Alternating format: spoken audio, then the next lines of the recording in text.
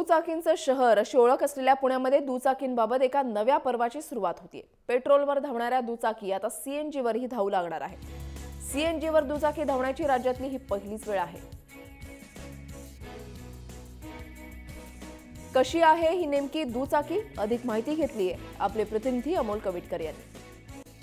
आणखी एका नव्याची सुरुवात पुण्यातनं होतीये। देशभरातला पहिला प्रयोग दिल्लीला झाल्यानंतर आता पुण्यामध्ये पहिला प्रयोग होतोय, अर्थात तो म्हणजे सीएनजी वरती दुचाकी करण्याचा। आणि याचं लोकार्पण नुकतंच झालेलं आहे। पुण्यामध्ये 5 दुचाकी ज्या आहेत त्या प्रायोगिक तत्वावरती सुरू करण्यात आलेल्या आहेत।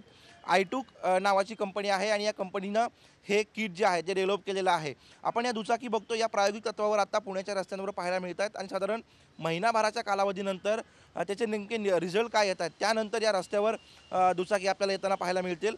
पुण्यामध्ये सगळ्यात जास्त दुचाकी आहेत, त्यामुळे स्वाभाविकपणे प्रदूषण खूप मोठ्या प्रमाणावरती आहे। आणि जर हा प्रयोग जर यशस्वी झाला तर स्वाभाविकपणे पुणेकर याला मोठा प्रतिसाद देतील, आर्थिक बचत होईल आणि सगळ्यात महत्त्वाची म्हणजे पर्यावरणाची जी हानी होतीये ती सुद्धा वाचवण्यामध्ये आपल्याला यश येताना दिसेल। या संदर्भात चर्चा करण्यासाठी आपल्यासोबत आहेत महाराष्ट्र नॅशनल गॅसचे व्यवस्थापकीय संचालक अरविंद तांबेकर सर।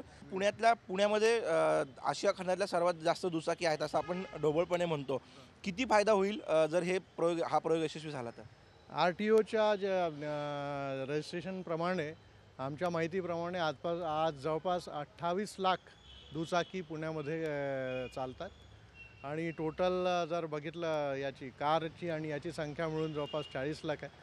त्यातल्या 28 लाख म्हणजे फार मोठी संख्या आहे आणि त्या दृष्टिकोनातून जर आपण बघितलं तर प्रदूषणातही यांचा मोठा वाटा आहे।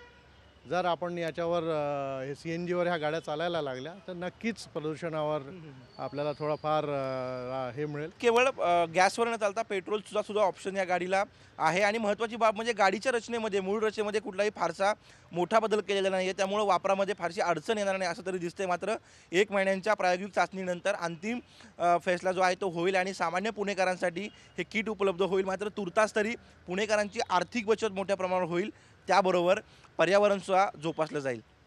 व्हिडिओ जर्नलिस्ट निकेतन मानेसह अमोल कविटकर, जय महाराष्ट्र, पुणे।